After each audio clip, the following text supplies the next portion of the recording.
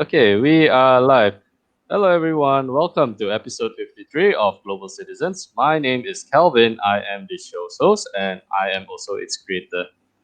For today, we actually have Ms Alexandra Paucescu. Alexandra is actually Hello. a diplomatic spouse. Apologies. She is a mother of two. She is an author. She recently published a book called Just a Diplomatic Spouse, and along with that, she is also an active volunteer for the United Nations and the UNICEF Women's Guild. So, hi Alexandra, welcome to the show. How are you feeling today? Hi, thank you for inviting me. I'm perfectly fine. I'm glad that I could finally join you live. Yeah, don't not to worry, not to worry. It's a small technical issue earlier on. I'm not gonna get into that in the detail. So for now, I will just pass Alexandra the platform to introduce herself. Yeah. So Alexandra, please take it away. So my name is, as you mentioned, Alexandra Paucescu.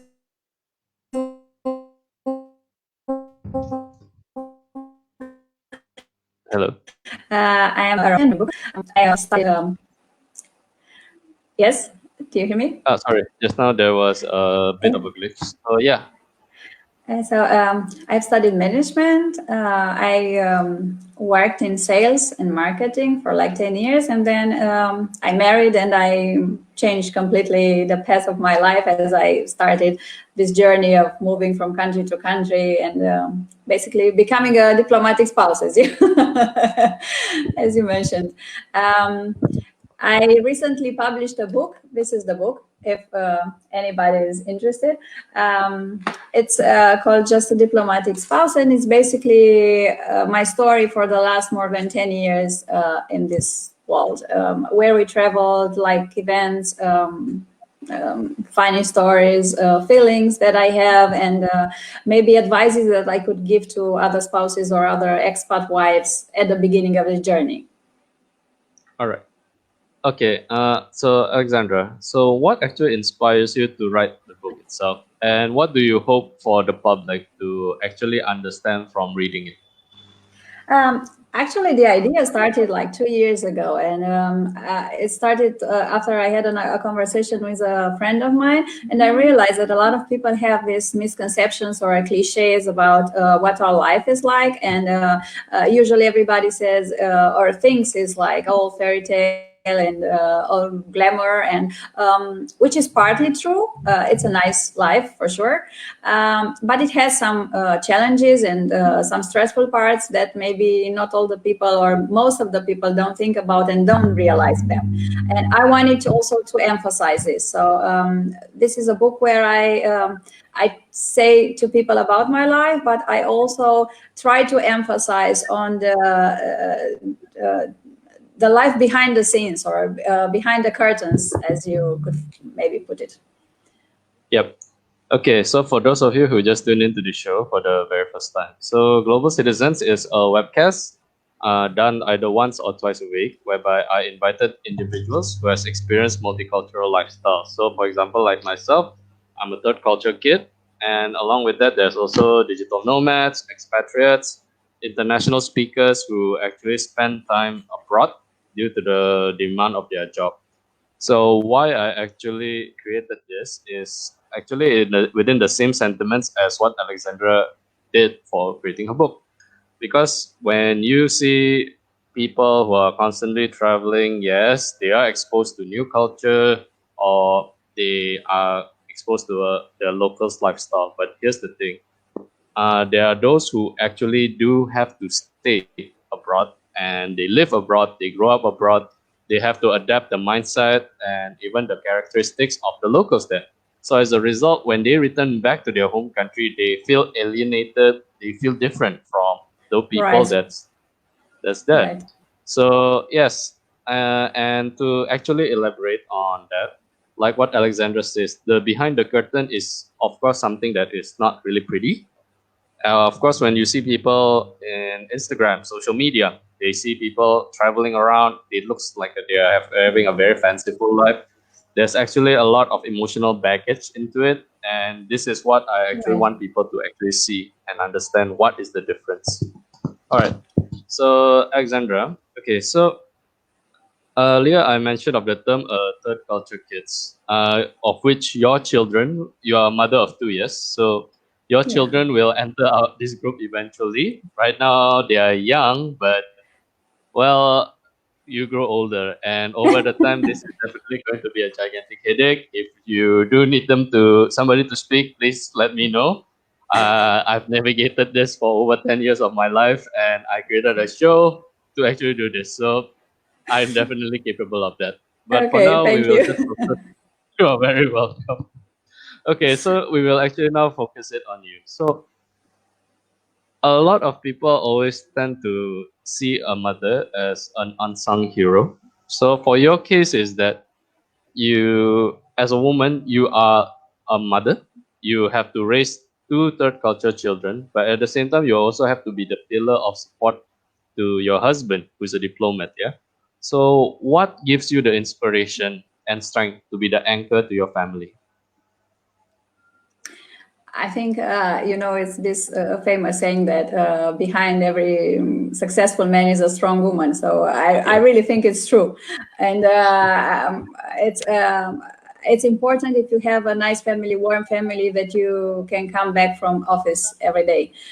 So this I always try to keep in mind. And of course, I have my moments, and my husband always supported me in these moments when life seemed difficult for me. But I try to do the same. So and regarding the kids, it's of course my kids. I mean, my husband and I were both Romanians, but because we traveled from country to country, the kids are exposed to different cultures, and they would probably have a different mindset than a Yeah. normal. I mean, not a normal kid, but than somebody raised in the same country. So I try to provide a stable environment for them. I try to understand them and the stressful situation that we all go through. I mean, they go through and I go. So it's like something that I can understand and totally relate to because we are living the same experience. And I try to be very supportive. Of course, it's stressful sometimes, especially because you see, for example, for expats, there is always this option that you can decide to stay in a country for maybe longer time, or maybe get to a local contract if you really like the country.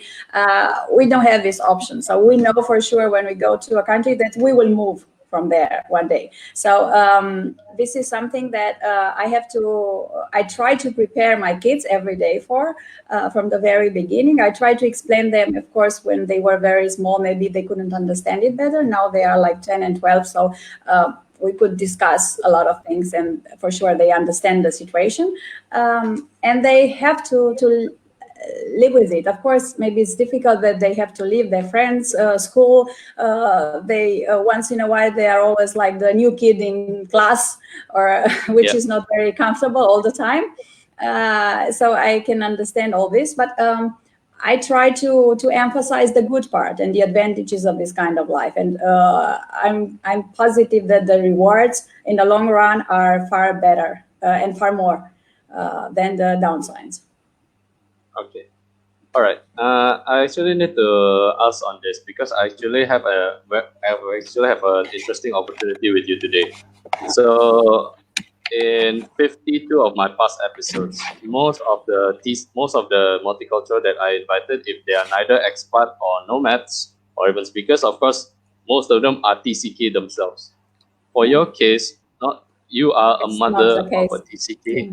So the thing is that I have a really wonderful opportunity for this. So what kind of support have you given in order to balance out the lifestyles and upbringing that you know from your time in Romania, and of course your husband's upbringing also, and at the same time because your children will be learning the customs and ethics of a local culture. I believe one of the country you visited is Germany. Yes. Yes, we are living now in Berlin, so we are posted in Oh, Berlin. We've lived in Austria also for 5 years. So I think most important is to be careful that the kids don't get confused. I mean, to know their kind of identity, their own identity. So they know they are Romanians. Okay, they live in another country now. They speak three languages languages already very good. I mean, actually, German, I could say, is as good as their mother tongue. So it's obviously it's something different from the our friends' kids at home, for example. But I always try to keep, for example, customs and traditions from back home and try to balance everything. So, for example, I also wrote in my book because in order to try to feel comfortable in the country where you go, you have to embrace some of the traditions there. Ever since we moved, it wasn't very difficult for us so far because we were still based in Europe, so the differences were not that big. But for example, just to give you some small examples, for example, we celebrate Easter twice because we are Orthodox, Christian Orthodox, and the countries where we've been posted so far are like Catholics, and usually Orthodox Easter is 1 week later. So we decided, okay, we should celebrate twice in order to have like a normal celebration also with the kids. And I didn't want them to feel like awkward going to kindergarten or to school and exchanging impressions with the friends, and they didn't have what to tell about Easter bunny presents or things like this. So. We try to adapt, but we never forget our own culture and origins. And I always talk to my kids about our traditions back home, and I also involve them because I'm very active with UNICEF. And just 3 months ago, we had this. Not 3 months ago, sorry, it's time flies. It's in November, actually, 2019. It seems like 3 months with all this madness nowadays. Yeah, nowadays we don't even have a public holiday. Time flies. Well, oh, we are stuck at home anyway, so. Yeah. So in November we organized this like a fashion show. It was like an international fashion show with people from all over the world, and they wore their own traditional costumes, and it was like a fashion parade with all. And I also took my kids there, and my daughter actually went on the stage with me on a runway with me, and she was wearing like a Romanian national costume, and she felt very proud of it. So it's our heritage, so we are proud to show it, and it's a very nice costume anyway, so everybody should see it. Wonderful, wonderful. Okay, have you experienced, some people might call it a failure or a mistake, but in my show we don't like to use this term. We always call it a learning opportunity because of cultural difference. And what have you done to actually impart this lesson to your kids, and even maybe in a discussion with your husband?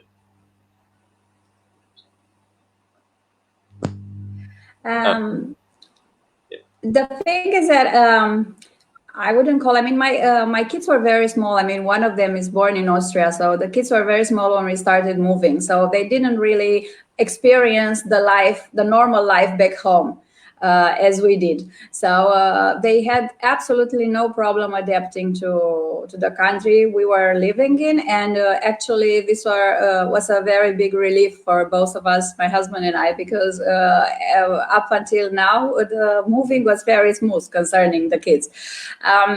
But I had some maybe difficulties at the beginning with this culture show. Wait because for 4 more years. Wait for 4 more years. They're gonna be a gigantic headache. Trust me, I've been there. I've done it. I've been there. I've done it. Wait for 4 more years. You'll see when they start going to high school. Yes. Yeah, some people warn me about it because it gets more difficult when the kids reach adolescence and they're a little bit more reluctant to moving. But up until now, it was quite all right. What I wanted to say is that when you move, I mean, for example, we are Romanians, we are like a Latin country, so we are very similar to Italians and Spanish. We are very friendly, we like to have friends, go out, to talk to anybody quite easily. And when I moved, for example, to Germany, I had this kind of shock at the beginning. They're the opposite. Yeah, Very because often. Very at often. least at the beginning, I mean, once you get to know them and to get away some layers, they can be quite good friends and loyal. But at the beginning, they are quite cold, and this is what bothered me at the beginning, and it was a shock because, especially when you move like we do. You know anybody, you don't know anybody when you move. You're completely alone, and it helps when you are in a friendly environment and you can make like friends easy. And here was not the case at the beginning. So luckily I had this diplomatic circle with people like myself, I mean spouses like myself, and we can totally relate one to the other because we have like the similar experience, so we understand each other perfectly. But dealing with the locals was difficult at the beginning, and it took me a few years to understand their way of relating to others. Basically, if you want to interact with a German, that's it. That's how you can easily interact with them. That's at least one of my personal experience. Of course, this doesn't apply to, I think, the small city. I know in Stuttgart, they have this system, but in a more small city, I don't think they have it. They are a little bit more progressive, I guess, due to the smaller community. In Berlin, I mean, Berlin is a very big city. It's Oh yeah, oh, that was 3.5 million people, so you can imagine. One thing that I like about Berlin is that it's very, very international. It's a big metropole, and you can sense it everywhere. So basically, this is the thing that I like here. That it's you can, if you could smell it, you can smell freedom. It's like you can be anything or anybody you want, and nobody cares or nobody will say anything to you. So you can live any kind of life that you like, and this is nice. I mean, I like this sense. But anyway, I after 5 years, almost 5 years here now, I can see things totally different now. So I can understand the way they relate to other people. I can maybe I don't totally agree with it, but I respect it, and I try to fit in as much as I can. So all right, fantastic. Okay, so earlier you mentioned it's because you have this group of fellow diplomatic spouses who actually understand where you are coming from, what are you experiencing, yes, due to the culture shock. Okay, so I actually would like to ask a lot. I think this is also what you mentioned in the opening, is because a lot of time when the media portrayed this, and I mentioned in the opening also, is because the association when you're being international is that you have all of this beautiful life, all of this easy. And I think you joked about it in your newsletter, whereby you said, "Oh, if somebody asks you if you can commit a murder now, you have diplomatic immunity," yeah. something along that line. Yeah. I If you don't I mind, got this question. Is it's true? I mean, I got it, and of course, I for the first few seconds, I was shocked. I didn't know what to reply. I was like, so people might imagine all kinds of things about this, and this is because it's quite of a close circle, and when you don't know exactly how things work or in a certain domain, you try to figure it out by yourself. So that's why maybe I try to write a book to let people know a little bit, of course, as much as it's possible, about the reality. So it's nothing out of the ordinary. Everyday life is it's the same like for most of other expats, or it's not like for most of other people, but for expats it's quite similar. So but of course it's nice. You get to meet a lot of people that you maybe normally wouldn't meet in this life. A lot of politicians, a lot of influential people. You have these nice events where you can find out a lot of interesting things. You meet people from all over the world, and this is like one of the greatest advantages and one of the things that I like most.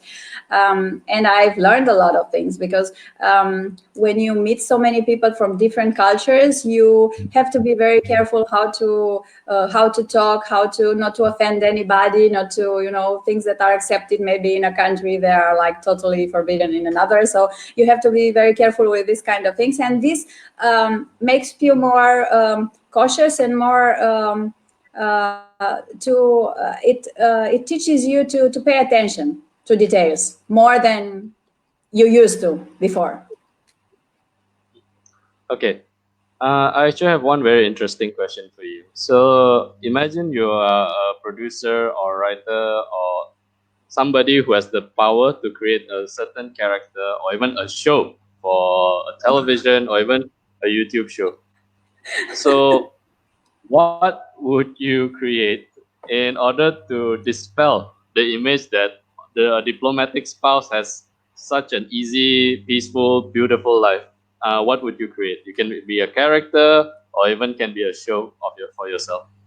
Oh, it's a very tough question. If it's easy, everybody would have done what I do. Right. I'm not sure, but you know, when I was in school, in primary school, actually, I used to have this nickname.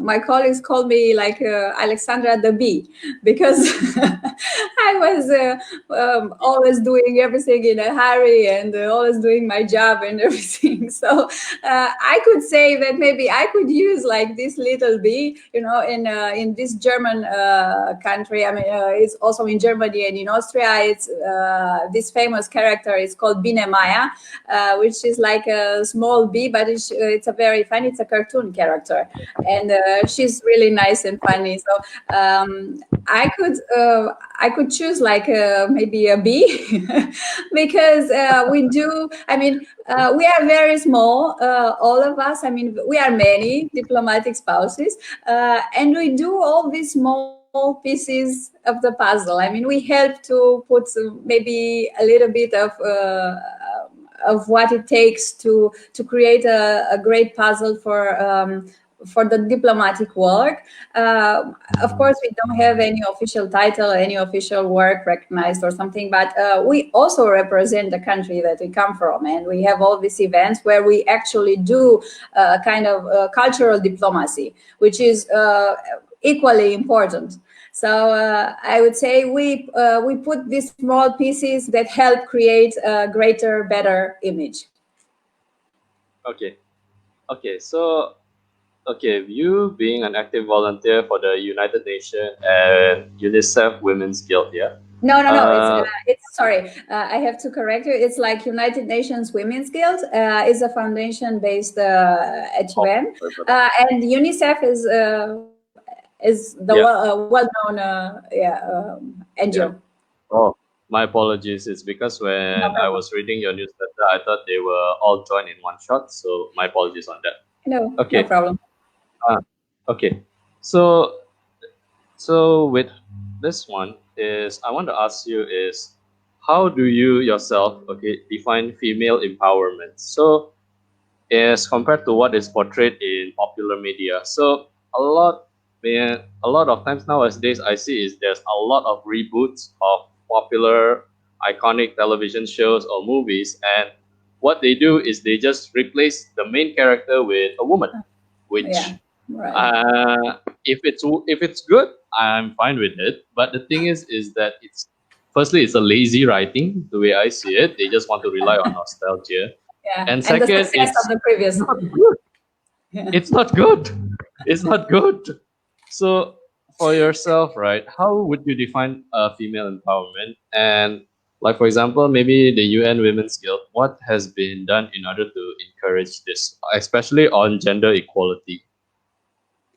I think, I mean, I believe that women and men should have their own role. So nobody wants to take the role of the other side. So as a woman, for example, from my point of view, I mean, I try to do my part. I try to get involved in things that I can help or I can do good. But I want to keep my softness, my like femininity, or things that define a woman. So I don't want to appear like a muscle hero with with superpowers.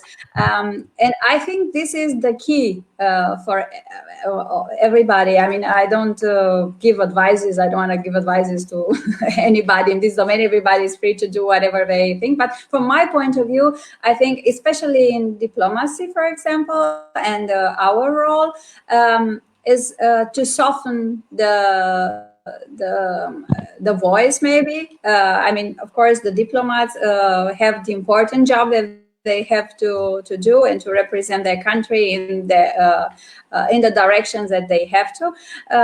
But the wives, I mean, many times in this life, for as a diplomatic spouse, I found that it's easier to connect to the spouse to a different country, for example, from a different country, than the men between them. So women tend to, I mean, they're maybe friendlier. They can talk nicer, warmer, and find a way to start a conversation. And maybe sometimes it's also a way for the men to get to know each other. So I think it's a great advantage also in diplomacy. You can open a lot of doors if you know how to speak. If you use the right tone of voice, if you know which tools to use and when. So I think you have to use your brain, then do the rest. All right. Okay. So okay. Sorry. And Yeah. Sorry. related to the United Nations Women's Guild, for example, it's an NGO which is based. I mean, they have offices in Vienna, but also in New York. And the one that I acted as a volunteer at was based in Vienna, and they had a lot of projects helping children and women in need all around the world. But the thing is that all the money that were raised by women who were doing everything voluntarily, and they organized events, charity dinners. I don't know, we had a Christmas bazaar with different products from all over the world, special foods and all this. And they've done this all voluntarily on their free time. And they are doing an amazing job. And this is a proof that women, when they really want something, they can really do it. All right. Okay. All right. So earlier we discussed about some of the image of diplomatic spouse on social media. Yeah. So the thing is that one of the issue, of course, we see is there's a lot of association with being international means you are very well to do to the point that you are entitled to everything in this world. So the thing is there's a recent term that was came up with within the cross-culture kids circle, and it's called diplograts. So basically it's yeah, I think it's quite easy to figure it out, but for those who are not familiar with it, so yeah. So basically it's this is because with how with the political immunity and even the entitlement that maybe a diplomat may receive during their time abroad, well, social media is free for everybody, and of course, well, the younger generations would be taking photos or maybe taking selfies or maybe doing a video recording or vlogging in order to show what they are actually going, where they are going, maybe to some presidential events. So as a result, when you as an outsider you see this, you feel jealous, you feel hatred about it, and well, you gave them an unfair label of them being a spoiled brat or them being a Right. horrible person. Yeah. So how do you think with regards to this is social media or even in image could be in a sense repaired, or this unfair image is dispelled? It's because well, being a diplomat spouse yourself, you know that it's not that you want it, you are given all of this is because they want to ensure of your safety, they want to ensure that you as a political representatives of Romania are treated well. But when people in the outside can see this, well, they don't feel that it's fair. So yeah, Alexandra. The thing is that usually social media portrays a picture of everybody, which is not entirely true. I mean, everybody shows on social media only the nice things that they want to show. So Yeah, correct. nobody shows or takes pictures of himself when we are sad or when we have like bad days or bad hair days or things like this. So that's why if you look on social media, you might get even depressed when you look at the others and everybody Wow. seems so successful and so happy and everything is glamorous. So maybe that's part of the reason, as I said, that because what I wanted to write the book, because I wanted to show like normal days, normal feelings, maybe sadness and confusion and loneliness and things that also come with this package. So it's not all glamorous and all so nice. And also when it comes to kids, for example, who are raised in this kind of environment, of course they have the advantage that they travel, they get in touch with lots of cultures. Probably they will have a wider horizon than other kids raised in a traditional way.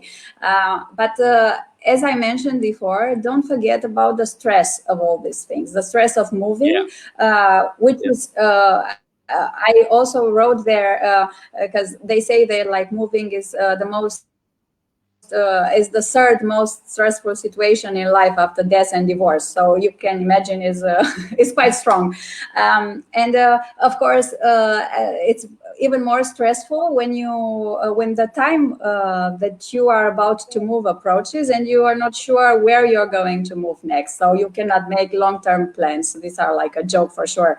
So this is very stressful, and you move to a new country where you don't know anybody. You have to start from scratch. You have to redefine yourself over and over again. You have to prove your qualities over and over again. You have to test your social skills every time with different people of different backgrounds. So all these things most of the people don't see, and maybe they take this very easy. Oh, you just complain about it, or it's not that bad, or somebody in your situation should just maybe relax and enjoy it. We do relax and we have a lot of time, of course, especially me as a spouse. I admit I have a lot of free time that normally maybe I wouldn't have, so I can use it. And that's why I started getting involved with all these NGOs and doing all this volunteer work, because I realized I have a lot of time that I could use to do something good for somebody else. So don't always believe what it's written or what it's shown on social media. Try to to filter it a little bit. Yep. Okay. Can maybe I can just add on to what Alexandra says. The thing is because it doesn't mean that we have certain privilege in life.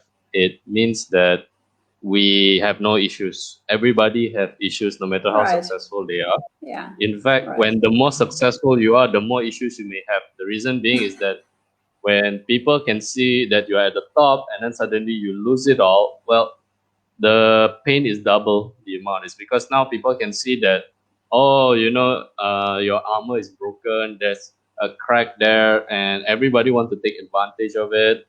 So this is something that I think people need to be a little bit more wary of, be a little bit more cautious, is because, well, everybody have their own issues. Right. All right. And Okay, not so everybody is open to talk about it. So it's it's maybe people don't want to see it also on social media. I mean, nobody wants to see sorrow. Nobody wants to see bad pictures, or so everybody wants to see beautiful things, which is good. yeah, But it's a little bit superficial. So if you want to understand it better, you have to go a little bit deeper. I agree on that. Okay. Okay. we've mentioned some of the difficulties, maybe a little bit of the downside of you living this global citizen's life here. What do you think has been the ultimate blessing though in this life, in this part? For one thing is because uh, at the end of the day, you are with your family, you get to visit all of these places. What do you think has been the blessing for yourself? And how do you think, and how have you handled your relationship with your family who may not understand your current lifestyle? The family back home, you mean? Yep. Yes, in Romania. Yeah.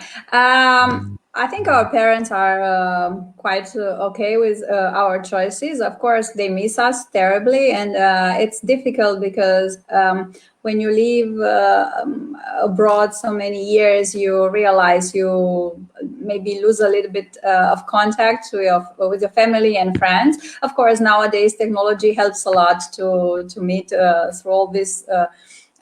Apps and devices, but it's still not the same like a real contact to somebody when you meet somewhere. Or but I wouldn't change this life that I chose, because I think it gives you a lot of opportunities and a lot of knowledge that you couldn't acquire in a normal situation. So you get to meet all these people, to live in other countries, and understand the locals at a far deeper level than when you just travel and go on a city break or somewhere. So it's a different connection that you get to all these different cultures, and the fact that you are exposed to different cultures, it will help you grow as a human being, as an individual. So it's something that I recognize it's a big advantage for me and for my family and for my kids, for sure. And I'm sure it will help them in the future. I have no doubt about it. So Yes and no. Yes and no. The reason being is that I'm 27 now. Yes, you all know my age anyway, so I don't care. Okay, so your children will definitely receive that ultimate blessing as they get older. But the teenage years, that is a mess. That is a mess. right. I have Don't frighten me 120 too much, plus. please. I have 100 plus people in a TCK chat that can talk about all of the issues. Yeah, Okay. we can talk about all this, and we have talked until the midnight hour, and even until the next day. So, and this can come from even a simple topic such as how we eat an avocado, by the way. So, yeah. Okay. Okay, then I I will prefer just, to be optimistic, and I try to to think only of the good parts. yeah, for your children though, this will be an ultimate trial in a sense. It's like a life lesson. The thing is they are gonna reap the benefit as they get older, but it's gonna be very difficult. And for you as the mother, you need to be a little bit. You need to be a lot more patient. Actually, you need to be a lot more patient. The Okay. reason being is, yeah, I will keep this in I think mind. it's really. Yes. If you do want to write a book on that, please consult me. I'll be happy to help you out. Okay. Raising kids in international environment. Yes. It could be a good title. Yeah. That can be really fun. That can have a lot of fun discussing about it. Trust me. All right. We will now conclude with the final question. So, what books or advice would you give to a future expat wife, maybe aspiring authors, and well, as mother of global citizens? um, of course, I mean, Yes, you can. You can mention your book also. You can mention your book also. yeah, it's actually in the book. I have a special title chapter with the title like guidelines, and I have this general guidelines of a life abroad when moving as expats or diplomats, and I tell there a lot of things that. maybe the things that I realize now that I should have done and I didn't do for the beginning, and it would have been better if I have done all this. So there are things that I experience myself. They are like already checked. But of course, there are a lot of things we can talk about it now. So don't compare like places when you move from place to place. Don't compare them, because usually you tend to forget the bad parts from the past. So the past will always seem like better, glamorous, good, and things like this. If you ask me about a book, I should recommend her. I. I read this book few years ago actually, but it stayed in my mind. It's quite heavy because it's called Man's Search for a Meaning. I don't know if you heard of it. It's a book about the Holocaust survivor. So you can imagine the topic is very heavy. Yeah, but the idea of the book, I mean, I don't want to frighten anybody. But the idea of the book, I think it's really, really important, and it can be applied also in this case. The author there, the writer, says that what it helped him to go through all that ordeal was that he had a goal, a purpose, a meaning. He found the meaning he wanted. I mean, in the book, he talks about he had this idea that he would have to survive in order to meet his wife again. So he had this in mind, and this is what kept him going through all those atrocities. And I think in this kind of life, you also have to find a meaning, a goal, something for yourself. I mean, you also have like your family in mind all the time, and all their the activities and everything related to it, but you have to have something of your own, to try to focus on something which is only yours, a goal, a meaning in life, a purpose, something, and you have to try to achieve it, no matter if you move from place to place, to keep this in mind. And this will help you if you focus on something. I think it helps you go over the stressful parts, which are not very pleasant. Yeah. Okay, and I think that's all the time we have. We actually will conclude. It went very fast. So. Yeah, it's over 40 minutes. Okay. All right. Okay. So yeah, for those of you who are interested to do check out Alexandra's book, just a diplomatic spouse, a true life story. Along with that, there's also some referral link for you guys. I put it under the ticker at the bottom below. You can check it in the description box. It's an Airbnb travel credit. I know you can't really travel now, but hey, I think it will come in handy afterwards. Along with that, I need to thank Mr. Eric Go, who actually leave a like, and for those who actually watch the show. So this will be available on my Facebook wall later on, and it's also going to be on my Global Citizens page, and of course on my LinkedIn page.